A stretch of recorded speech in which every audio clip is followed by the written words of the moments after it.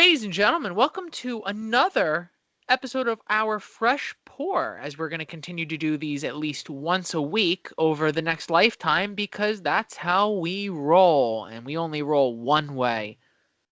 It is Labor Day. Happy Labor Day, boys and girls. My name is Matt.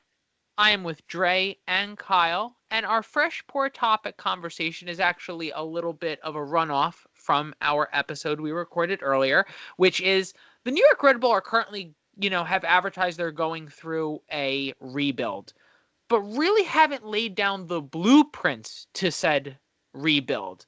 In the meantime, they've completely tanked, losing all-star players, all quality of play, and have recently fired their coach halfway through the year. So, guys, basic question. If you had a club and they were going through a rebuild, what would be the first step you would do, and what steps would you take from there? I leave the floor to you guys, and I'll finish it up. I think I'm going to start with this one, Kyle. I think the most important step in a rebuild, since you already have come to the conclusion, hey, this is going to be a wash. We're not going to get any trophies this year, and we're starting to, try to get the right pieces together. The most important thing is to nail down, to lock in a philosophy. Now, that starts with, in my opinion, getting a coach that either is the one that is like pitching you the philosophy, or you find a coach that fits a philosophy that you already want to try.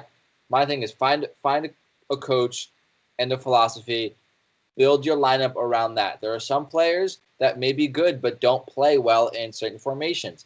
There may be some players that don't want to stay because it's a rebuild. There may be some players that the coach might want to use them out of their natural position because that's what his philosophy dictates.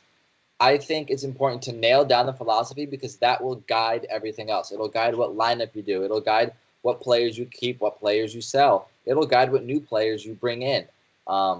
Players can kind of, come and go, but once you have that baseline philosophy established and a coach that can implement it, you can have a good philosophy with a, crappy team and still scrap out some results here and there. Or even if you lose a game, you can still see if you're playing along with how the coach wanted you to play, even if you do lose. So I think getting a coach and a philosophy established and then finding people and players and staff and everyone to fit that is the best way to go.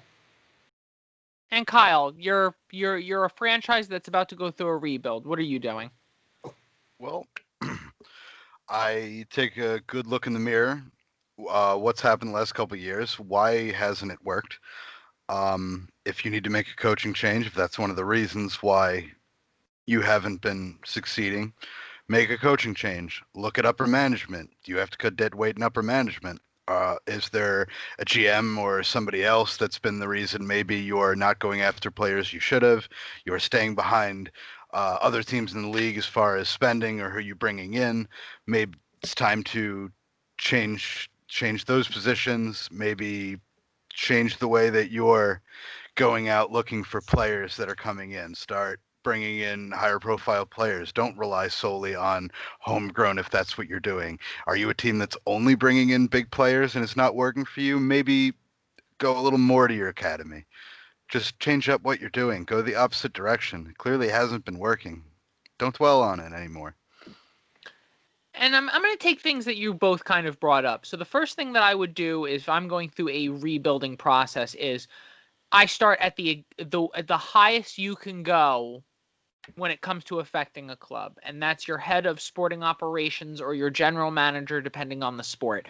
And the old general manager or the old sporting director are never going to be a part of a rebuild because they have the old mindsets of the last regime that happened, whether it was successful or unsuccessful.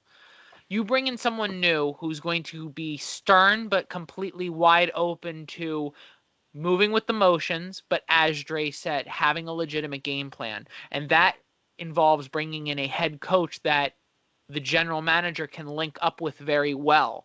There needs to be a great connection between the head coach and general manager, because that will understand what players they're trying to bring in, what philosophy they're trying to instruct. And then from there, you're able to evaluate your current roster. See what players that you want to build your future on, what players you don't want to build your future on. If it's a financial standpoint, then you understand that maybe you cut some of the players off the wage bill that are taking up a huge chunk of your salary. Using your three DP spots very well and very wisely, not just throwing it at any big superstar that happens to come your way.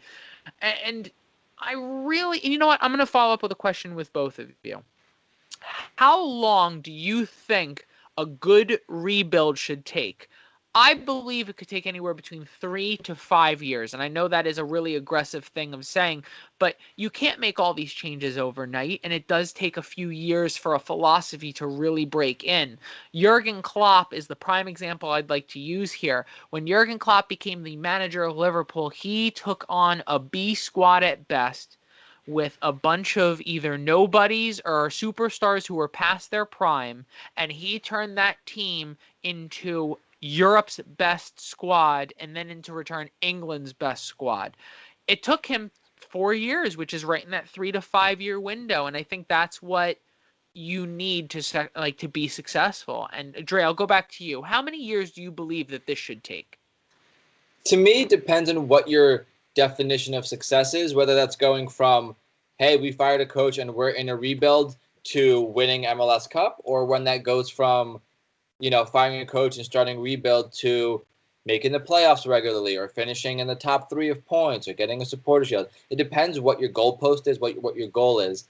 But to get back to being a competitive team like the Red Bull were, where, 3 supporter shields in 5 years, and annual candidates in the, how many years was it? 9. 9, whatever. I thought it was okay.